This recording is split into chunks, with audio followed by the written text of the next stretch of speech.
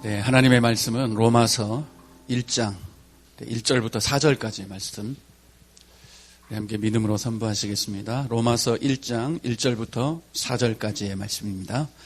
예수 그리스도의 종 바울은 사도로 부르심을 받아 하나님의 복음을 위하여 택정함을 입었으니 이 복음은 하나님이 선지자들을 통하여 그의 아들에 관하여 성경에 미리 약속하신 것이라.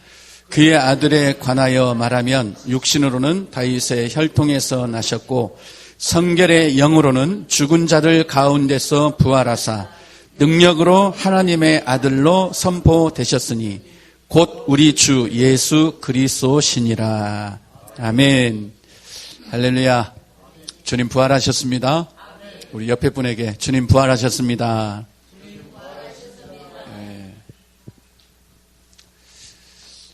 적어도 부활주일 되면 저 사직운동장 가서 연합으로 새벽 예배도 좀 드리고 또 오늘 새벽에 촛불 켜고 촛불 예배 드리고 그래 해야 또 이게 부활주일 같은데 그런 걸 안 하니까 별로 그렇게 부활주일 같은 그런 느낌이 안 들 수도 있습니다.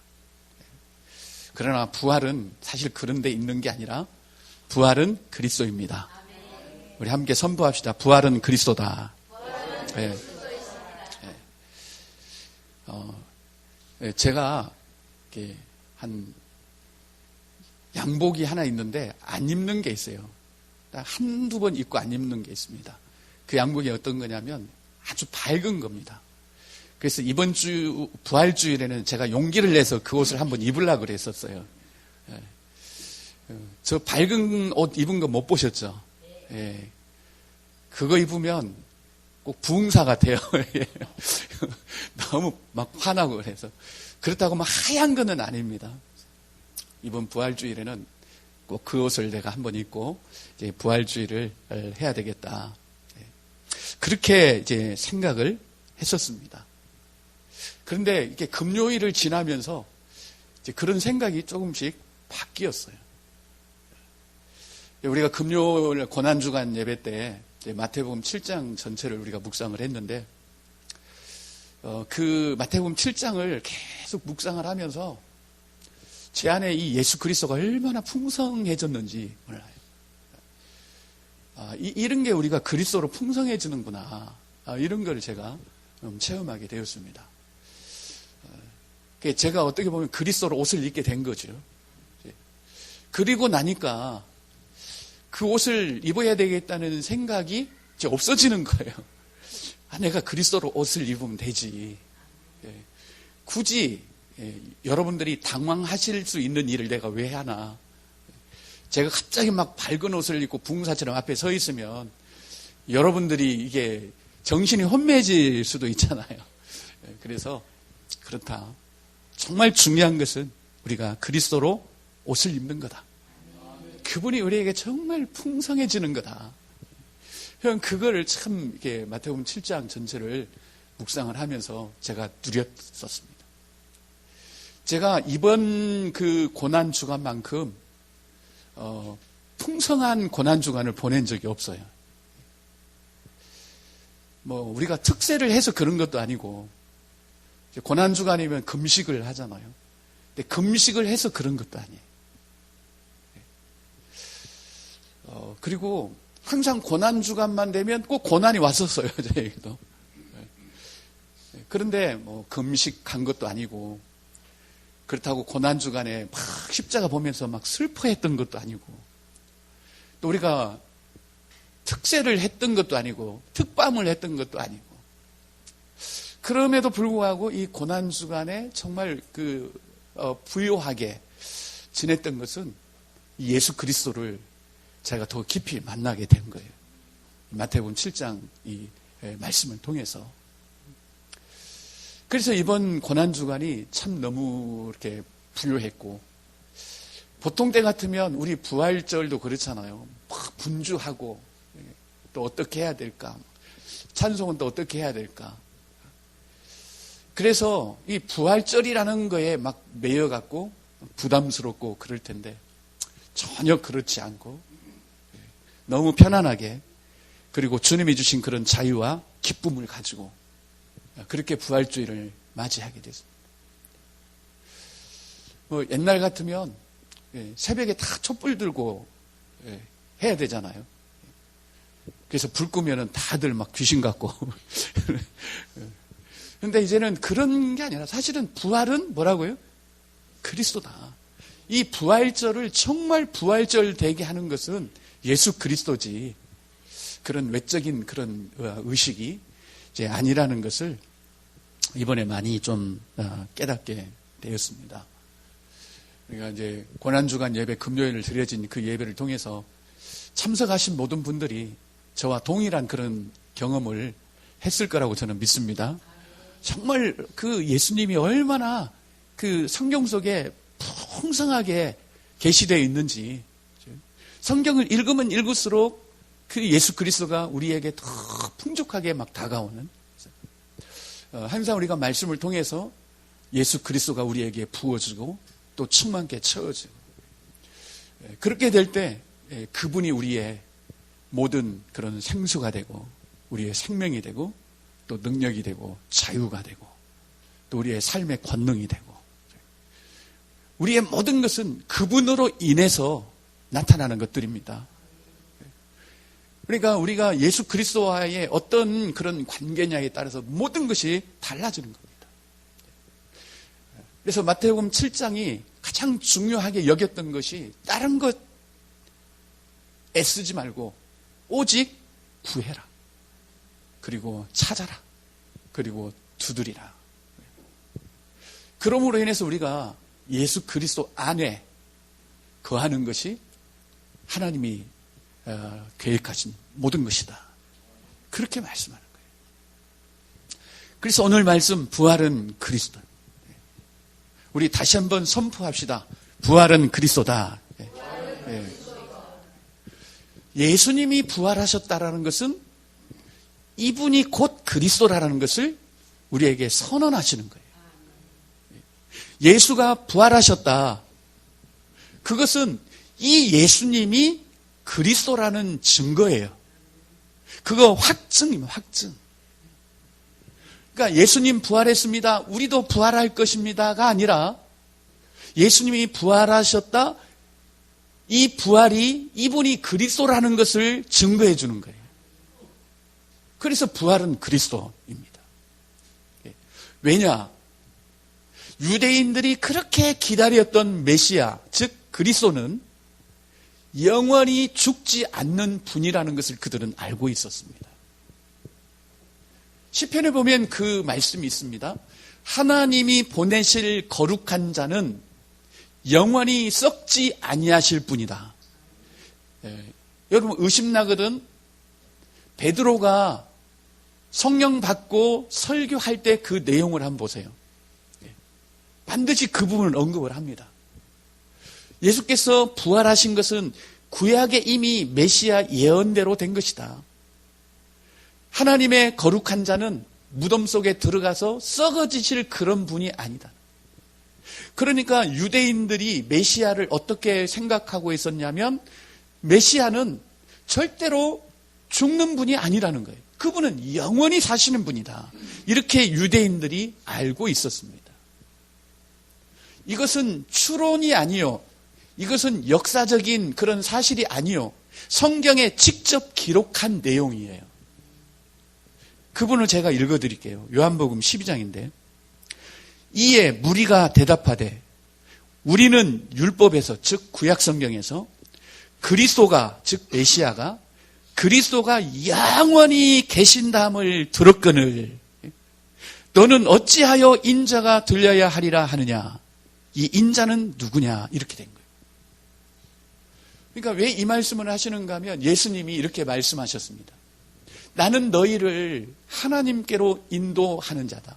너희를 하나님과 다시 화목케 하고 하나님을 떠났던 너희들을 다시 하나님 관계를 회복시키러 온 자다. 그게 누구예요? 메시아잖아요. 그리스도. 그리스도가 그 일을 하신다 그랬잖아요. 하나님을 떠났던 자들을 다시 하나님께로 돌아오게 하는. 나는 그 일을 하러 왔다. 그 말은 뭐예요? 내가 곧 메시아다라는 거죠. 내가 그리스도다. 그런데 나는 들려야 된다. 들려야 된다는 말이 무슨 말이죠? 십자가에 나는 죽어야 된다는 말. 그러니까 유대인들이 들을 때는 도무지 이해가 안 되는 겁니다. 분명히 하나님과 단절된 이 죄인들을 다시 하나님과 화목시키러 오실 분은 메시아 그리스도가 맞는데 왜 그분이 죽어야 된다고 저렇게 말씀을 하시나?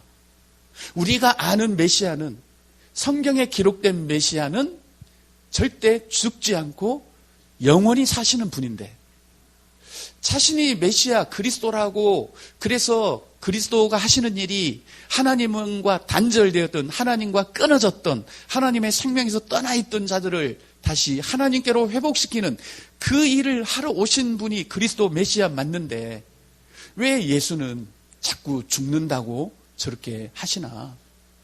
그럼 당신은 도대체 뭐냐? 이 질문을 유대인들이 한 겁니다. 그러니까 그들이 알고는 분명히 알고 있었어요. 메시아가 누군지. 그런데 그 메시아가 동시에 우리의 죄 문제를 해결하실, 그래서 고난받는 종으로 오셔서 그가 찔리고 채찍에 맞으시고 십자가에 죽으실 분이라고는 그들은 생각을 못했던 겁니다. 그러니까 예수님 자꾸 죽어야 한다니까. 왜 당신이 그리스도라면 왜 죽느냐? 당신이 그리스도라면 당신은 죽으면 안 된다. 그런 갈등들이 그들 안에 있었던 거죠. 그런데 그들은 이 부활의 의미를 몰랐습니다. 오늘날 우리처럼 우리도 장래는 부활할 거다, 이런 개념만 가지고 있었지 이 부활의 진정한 의미를 모르고 있었습니다. 오늘날도 마찬가지예요. 부활절에 하는 이야기가 뭐죠? 주님 부활하셨습니다. 우리도 부활할 겁니다. 이거잖아요. 이거. 그런데 그게 부활의 진정한 의미냐? 아니라는 거죠. 그럼 목사님, 우리는 부활 안 합니까? 부활하죠. 그런데 예수님 부활하셨으니까 우리도 부활한다, 그런 어떤 점핑적인 논리가 아니에요. 하나님은 그렇게 엉뚱하게 막 하시는 분이 아니에요. 하나님은 철저하게 진리의 하나님이십니다. 절대 어긋나게 하시는 분이 아닙니다. 그래서 이 부활은, 이 그리스도를 보지 않는 부활은 너무 막연하고 그냥 공허하고, 그러니까 보십시오. 내일부터는 부활 입 밖에도 안 나와요, 이제. 주일날에는 막 계란 깨먹고 뭐 하고 하면서 막 부활 하는데 내일부터는 부활 얘기 안 나온다니까요. 왜? 그냥 부활은 뭐 예수님 부활하고 우리도 그냥 부활할 거지. 이 부활이 실제 나의 삶의 매일매일의 삶이요, 이 부활은 매일매일 내가 경험하는 그런 부활이라는 것을 그들은 모르는 거예요. 유대인들도 그랬고 오늘날 부활주의를 맞이하는 대다수의 그리스도인들이 그냥 예수님 부활하셨고 우리도 부활할 겁니다, 그렇게 알고 있는 거죠. 그런데 부활은 그것보다는 예수님이 그리스도라는 것을 분명하게 보여주는 그런 증거다. 그래서 우리가 오늘 로마서 1장을 읽었죠.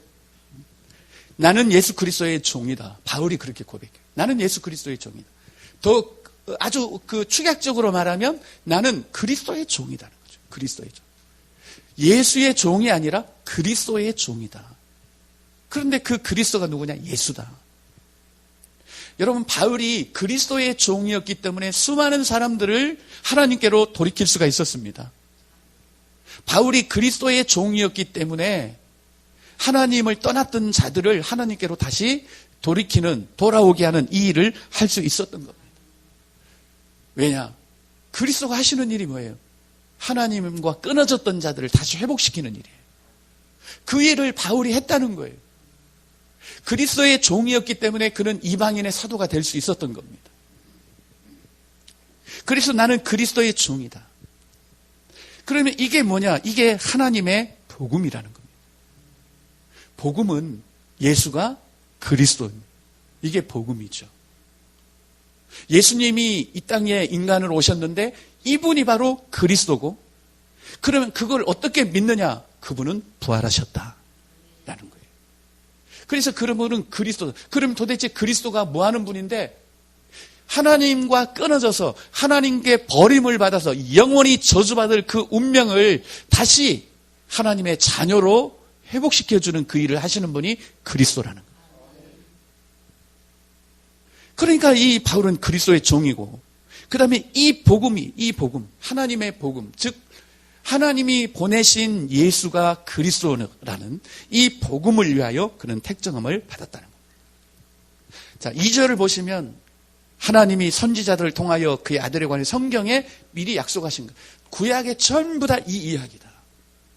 메시아가 오셔서 인간의 힘으로 어쩔 수 없는, 멸망할 수밖에 없는 죄로 인하여, 이 사단 마귀의 권세로 인하여 영원히 하나님과 떨어져서 멸망받을 수밖에 없는 이 세상을 하나님이 사랑하셔서 독생자를 우리에게 보내어주시고, 그가 십자가에 죽으시고, 그렇지만 사흘 만에 부활하심으로 그리스도로 선언하셔서 우리를 하나님과 다시 화목케 하신, 바로 그분의 이야기가 구약 전부 다가 쓰여 있다는 거죠. 창세기 1장 1절부터가 전부 다 그분에 대한 이야기. 그랬는데 그분이 3절 그의 아들에 관해 말하면 육신으로는 다윗의 혈통에서 나셨습니다. 어디에? 세상에. 우리가 이 땅에 인간으로 출생하듯이 그분도 출생을 하셨어요. 그러나 우리는 아담의 혈통을 타고 잉태되었지만 예수님은 성령으로 잉태되었기 때문에 그분은 죄가 없으십니다. 그렇게 나타나셨다. 그러나 성결의 영으로는 죽은 자들 가운데서 부활했다. 부활하셨다는 거죠. 뭐로? 능력으로. 이 능력은 하나님의 생명의 능력입니다. 여러분, 죽음을 이기려면 가장 강력한 능력이 뭐여야 되죠? 칼? 총? 바카스? 뭐예요? 우리의 죽음을 능가하는 생명이 있어야 됩니다. 그 생명은 하나님의 생명입니다.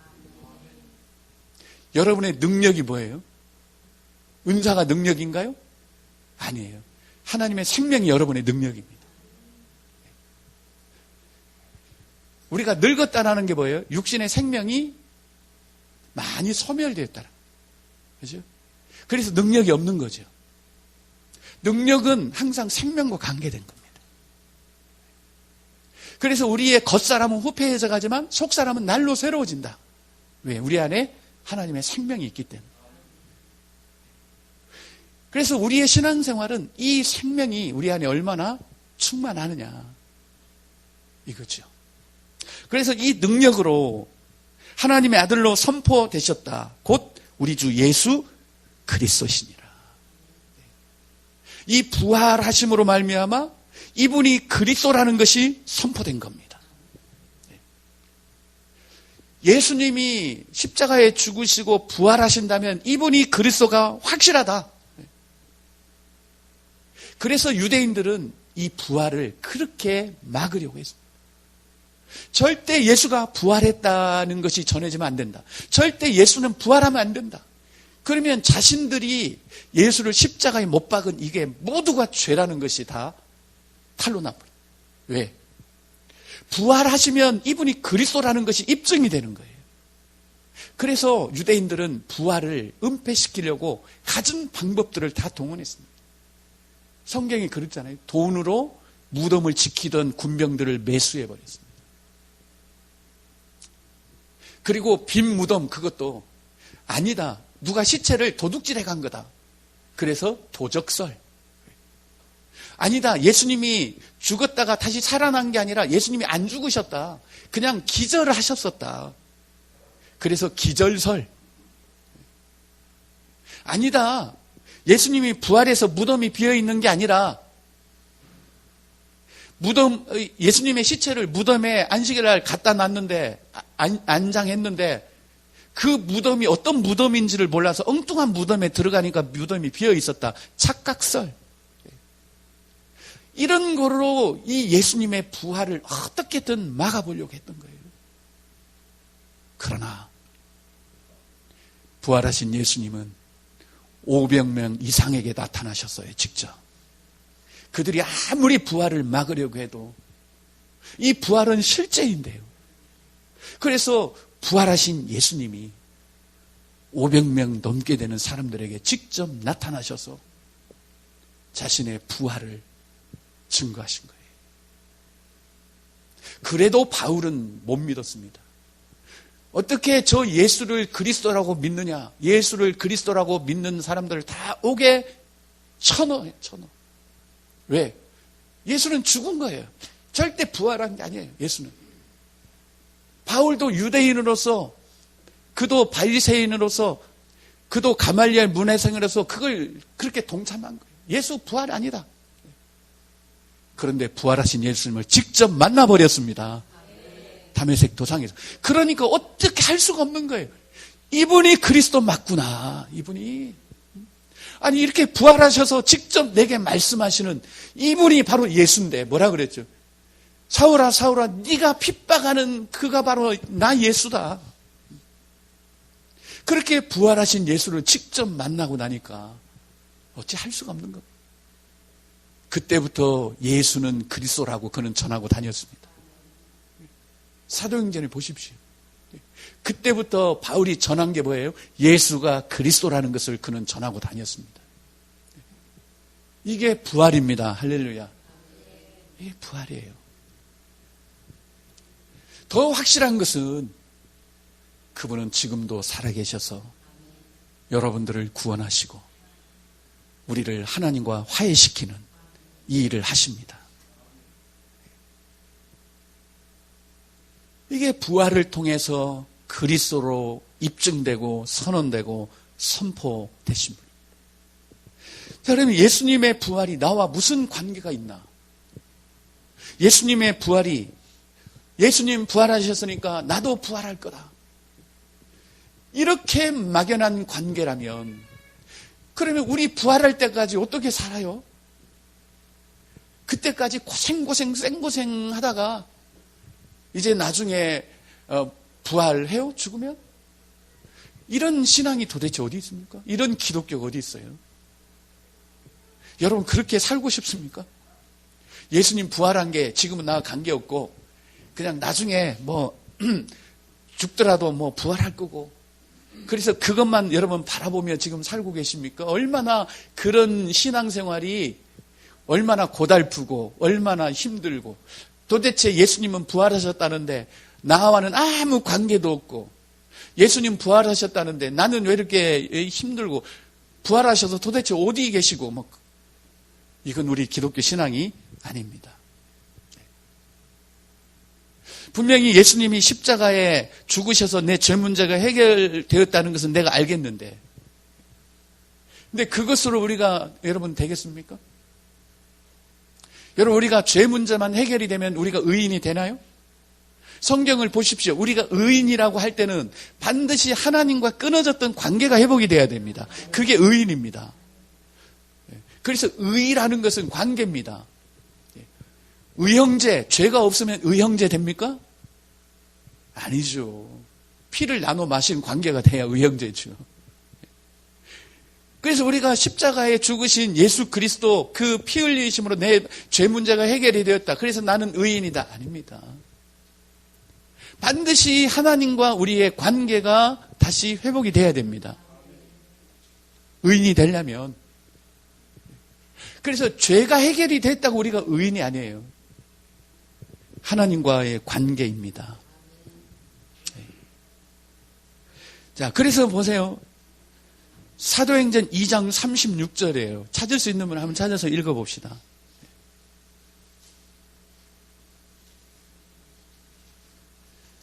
사도행전 2장 36절. 그런즉 이스라엘 온 집은 확실히 알지니 너희가 십자가에 못 박은 이 예수를 하나님이 주와 그리스도가 되게 하시느니라. 아멘. 십자가에 못 박힌 이 예수를 여기서 끝난 게 아니라 하나님이 주와 그리스도가 되게 하셨다는 겁니다. 어떻게? 다시 살리셔서, 다시 부활시키셔서. 그래서 십자가에 죽으신 예수가 다시 부활하여서 나의 주님이 되고 그리스도가 되는 겁니다. 나의 주님이 된다는 말은 뭐죠? 비로소 하나님과 나의 관계가 회복이 되었다는 거죠. 지금까지는 그런 죄와 사망의 법 안에서 사단 마귀가 내 인생의 주인이라서 내가 살고 싶은 대로 살지 못하고 그렇게 살다가는 이 마귀의 주인 따라서 지옥에 갈 수밖에 없는 내 운명인데 예수가 부활하여 그리스도가 되심으로 이제는 이 사단 마귀의 일을 멸하시고 그래서 메시아가 오신 것은 사단의 일, 마귀의 일을 멸하러 오셨다. 그래서 사단 마귀가 주인 행세하던 우리를 거기서 풀어 자유케 하셔서 이제는 그리스도가 나의 주인이 되는 그런 새로운 피조물이 되게 하신 겁니다. 그래서 누구든지 그리스도 안에 있으면 새로운 피조물이라 그렇게 말씀하는. 우리가 의롭게 된 것은 우리가 죄가 없기 때문이 아니라 부활하신 예수께서 나의 주님이 되시고 나의 그리스도가 되었기 때문에 우리가 의롭게 된 겁니다. 그러면 예수님의 부활은 뭐예요? 나를 의롭게 하기 위해서 예수님이 부활하신 겁니다. 왜요? 내가 의롭다라는 것은 반드시 하나님과의 관계가 좋아져야 돼. 그런데 이 사단 마귀에게 붙잡혀 있고 그가 주인된 이 인생은 절대 하나님과 의롭게 될 수가 없어요. 그 문제를 해결하시는 분이 누구예요? 그리스도입니다. 그리스도. 그래서 이 그리스도를 통해서 하나님과 우리의 관계가 회복이 됩니다. 그래서 부활은 그리스도고 예수님이 부활하신 것은 우리를 의롭다 하기 위해서 부활하신 겁니다. 이건 제 말씀, 제 말이 아니에요. 로마서 4장 25절을 또 한번 누가 찾아서 읽어주십시오. 로마서 4장 25절.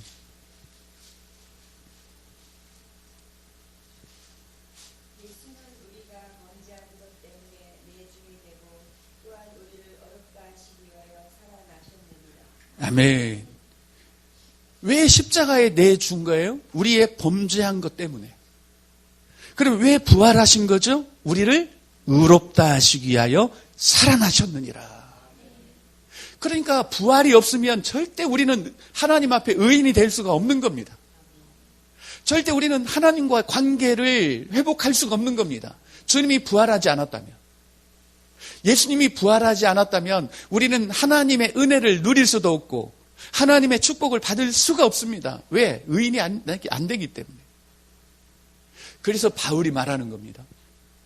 만약 부활이 없다면 세상에서 우리가 가장 불쌍한 자들이다. 부활이 없으면 우리처럼 불쌍한 자들이 없습니다. 먹을 거 못 먹고 지금 밖에 나가면 벚꽃이 후드러지게 피어있고 산으로 들러 나가면 상쾌하고 숨쉬기도 좋아요. 거기가 숨도 잘 쉬어져. 들판에 나가면 가서 삼겹살 찌지지지직 해서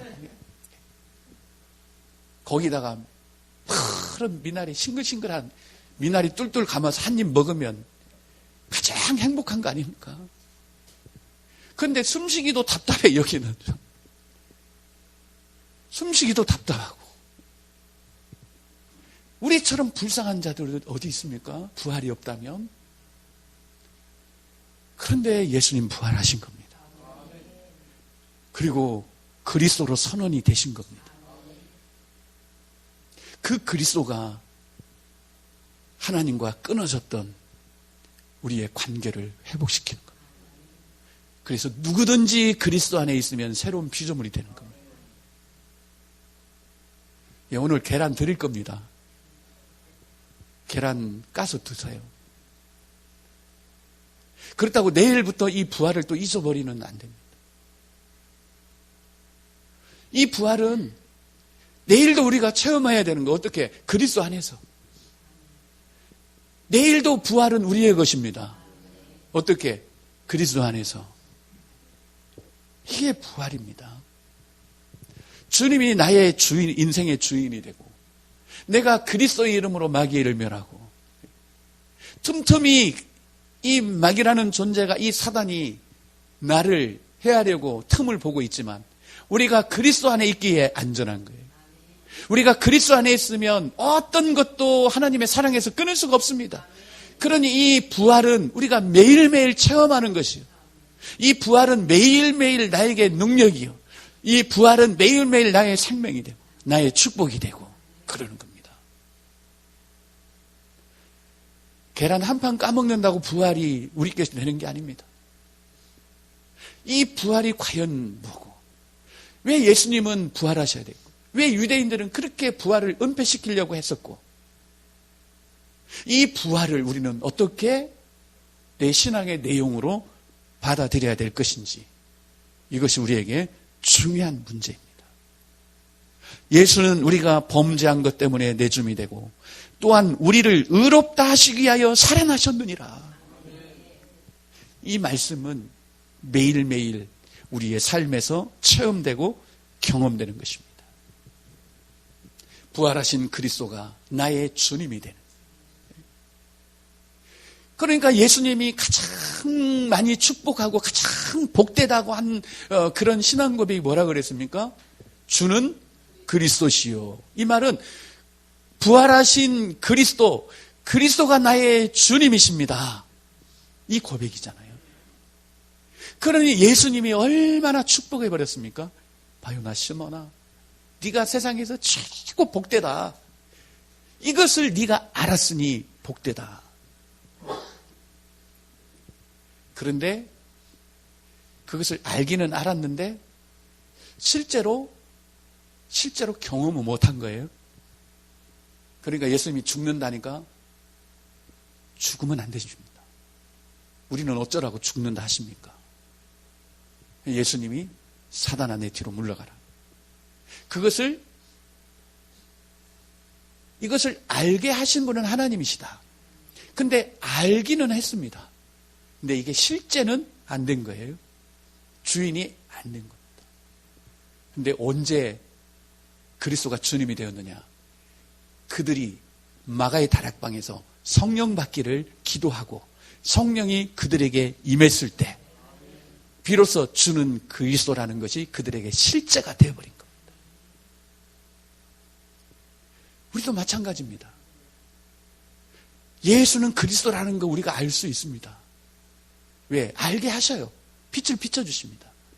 그러나 정말 부활하신 그리스도가 내 주인이 되는 그것은 성령에 의해서 가능한 거예요.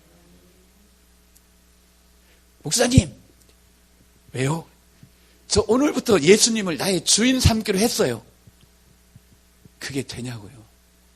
그럴 것 같았으면 예수님은 내가 100번도 더 주인으로 더 삼았어요. 100번이 뭡니까? 수련회만 가면 그냥 예수님 주인 삼는다고 또 그래. 서약서 쓰고 막 그래. 그러나 부활하신 그리스도가 나의 주인이 되는 것은 오직 성령을 통해서 가능한 거예요. 그래서 알게 하신 것은 이미 앞에 있었지만 그래 놓고도 막 예수님 부인했잖아요. 너 함께 있었지. 그러니까 난 그런 분 모른다고. 나 절대 몰라. 저분이 누군지 다 몰라. 안 되는 겁니다, 실제가. 그래서 예수님은 너희들이 내가 그리스도인 것 알고 주는 그리스도라고 고백을 했지만 아니다, 그거. 그러니까 꼼짝하지 말고 기다려라. 아버지께서 성령을 보내주실 때까지. 더 자세하게 말하면 내가 승천하여서 아버지께 성령을 받아서 너희에게 보내줄 때까지 너희는 꼼짝하지 말고 기다려라. 어디 가서 그리스도가 내 주님이라고 하지 마라. 안 된다, 너희. 성령 그분이 오셨을 때 그리스도가 너희의 주님이 되고 그때야 비로소 너희는 나의 증인이 될 것이다. 이렇게 말씀하는 겁니다. 그게 전체 주님이 우리를 인도해 가시는. 그래서 누구든지 그리스도 안에 있으면 새로운 피조물이라. 이 부활하신 그리스도를 우리가 놓쳐버리면 이 부활절은 내일부터는 아무 관계없는, 이제 내년 부활절을 또 기다려야 되는, 대부분 그렇게 지금 되고 있는 겁니다. 잊지 맙시다. 부활은 그리스도입니다. 다시 한번 선포합시다. 부활은 그리스도다. 네. 그래야 우리가 매일매일 그분을 체험할 수 있고 그분이 나의 주님이 되는. 그래서 그분이 나의 주님이 될 때 그분 안에 있는 모든 것이 나의 것이 되는 거예요. 여러분, 그리스도가 여러분에게 능력을 주시는 게 아니라 그리스도가 여러분의 능력이에요. 예수 그리스도가 여러분을 겸손하게 만드는 것이 아니라 예수 그리스도가 겸손입니다. 그리스도 없이 내가 겸손해지는 것은 가장인 거예요. 다 외식인 거예요, 그거는. 그러니까 겸손해 하려고 하지 말고 뭘 구해라? 그리스도를 구해라. 여러분, 내가 저 사람을 사랑하는 것도 예수 그리스도예요. 그분 없이 내가 노력해서 사랑하는 것은 이건 아니에요. 절대 아닙니다. 이거는. 내가 누군가를 긍휼히 여기는 것은 할 수 있습니다. 우리의 성품으로도 할 수 있어요. 그러나 그건 그리스도가 아닙니다. 그분이 우리의 사랑이고 예수 그리스도가 우리의 긍휼이고, 예수님 생수를 주세요가 아니라 그분이 우리의 생수인 거예요. 그분이. 그러니까 예수 그리스도가 우리 안에 충만해지면 인생의 목마름이 없어지는 겁니다. 예수님이 우리 안에 충만해지면 긍휼의 마음이 부어지는 겁니다. 저 왼수 했다가도 그냥 주님이 내 안에 계시면 긍휼이 여겨지는 겁니다. 그래서 사랑과 희락과 화평과 이런 건 다 열매입니다. 열매는 우리가 맺을 수 있는 게 아니라 그분이 내 안에 계시면 나타나는 것들입니다. 그게 우리가 부활을 체험하고 부활을 사는 거지. 그리고 예수님 부활하셨다고 우리도 부활한다, 그런 논리가 어디 있습니까? 그러나 부활하신 그리스도 안에 내가 있으면 그 부활은 내 것이 되는 거예요. 왜? 그분의 모든 것이 다 내 것이니까. 하나님은 오직 예수 그리스도 안에서만 우리를 받아주시고 우리에게 필요한 모든 것을 주시고 그분 안에서만 우리를 그분은 보호하십니다. 그러니까 성경을 보세요. 누구나 다 하나님의 사랑에서 끊어질 수 없는 게 아니라 예수 그리스도 안에 있는 자들만 하나님의 사랑에서 끊을 수가 없습니다. 그래서 부활은 내일 잊어버리면 안 됩니다. 그리스도 그분 안에 우리가 있는 한 우리는 계속적으로 부활을 누리고 살고 체험할 것입니다. 여러분, 이번 부활주의를 통해서 예수 그리스도가 나의 주님 되시는 그런 놀라운 부활절이 되기를 축복합니다. 아직도 시간이 있습니다. 아직도 오늘 끝나지 않았습니다.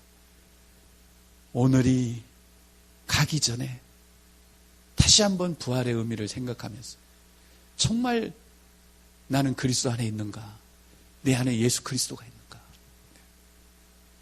그것을 다시 한번 하나님 앞에 묵상하는 그런 은혜의 주일이 되기를 바랍니다. 네, 우리 한번 기도하겠습니다. 하나님, 이 부활주일이 얼마나 우리에게는 정말 내가 표현하지 못할 정도로 우리에게는 큰 축복입니까? 그저 부활절에 촛불 켜고 예배 드리는 그런 게 아니라 부활절에 칸탄타 부르면서 기뻐하는 그 정도가 아니라 이 부활은 나의 운명이고 나의 모든 것이고 이 부활은 그리스도이기 때문에 이 부활은 내가 하나님 앞에 의롭게 되는 것이고 예수님이 살아나셨다는 것은 나도 살았다는 거고 내가 하나님 앞에 의인으로 받아들여진다는 것이고 이 부활이 실제가 되는 그런 은혜를 하나님 주시옵소서. 부활하신 그리스도 안에 있을 때 하나님의 모든 것이 나의 것이 될 수 있고 그리스도 안에 있는 모든 것을 우리가 누릴 수가 있습니다. 부활하신 그리스도 안에는 능력이 있고 생수가 있고 사랑이 있고 희락이 있고 화평도 있고 겸손도 있고 권능도 있고 마귀의 일을 멸하는 권세도 있고, 우리가 그 그리스도 안에 있을 때 그분이 가진 모든 것이 내 것이 됩니다. 그때 우리는 능력 있는 신앙생활을 할 수가 있습니다. 막연히 내가 죽을 때 마지막 날에 내가 부활한다는, 그래서 그때까지는 좀 힘들어도 살고 본래 믿는 게 이런 거야, 예수 믿으면 다 이런 거야. 아니요, 그런 게 아닙니다. 부활하신 예수님은 지금도 살아계십니다. 지금도 나의 주님이십니다. 지금도 나의 그리스도입니다. 우리는 매일매일 그걸 누려야 되고 경험해야 되고, 그리스도 안에 있는 모든 것들을 우리는 매일매일 나의 것으로 누려가야 됩니다. 그것이 하나님의 부활입니다. 하나님, 이제 우리로 하여금 이 부활의 생명을 살게 해주십시오. 마지막 날에 부활할 것이라는 힘없는 이런 막연한 것이 아니라 나의 삶에 매일매일 그리스도의 부활이 실제가 될 수 있도록 하나님 은혜를 베풀어 주시옵소서. 우리 함께 기도하겠습니다. 전능하신 하나님 아버지, 주님의 은혜를 감사합니다. 하나님 아버지, 예수께서 부활하셨는데 하나님, 이것이 그냥 막연히 일어난 일이 아니요 정말 나의 실제며 나의 능력이며 나의 권능이됨을 믿습니다.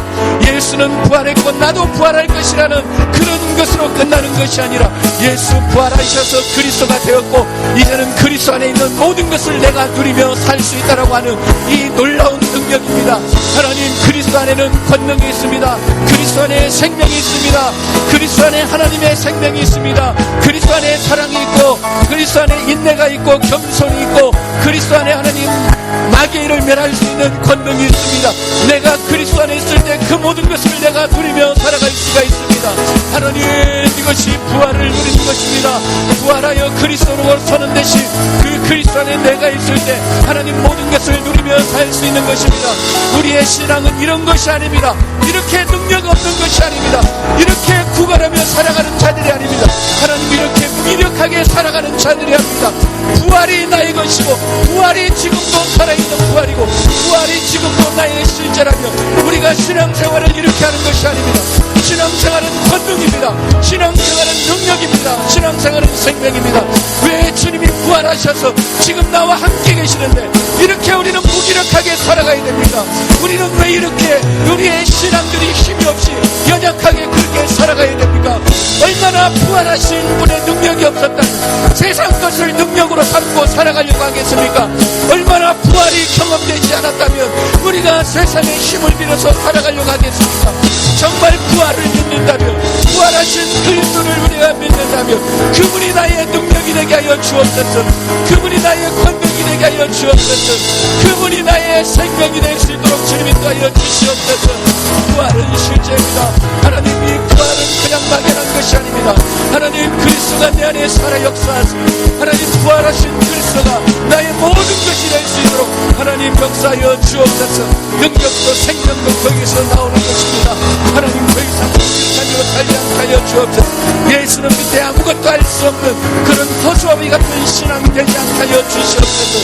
모든 것을 그리스도 이름으로 하나님 다스려 나가게 하여 주시고 이기게 하여 주시고 심지어 죽음까지 이기는 그런 부활의 능력으로 살아갈 수 있도록 하나님 역사하여 주시옵소서. 하나님 감사합니다. 주님, 우리를 새롭게 하여 주시옵소서. 주님,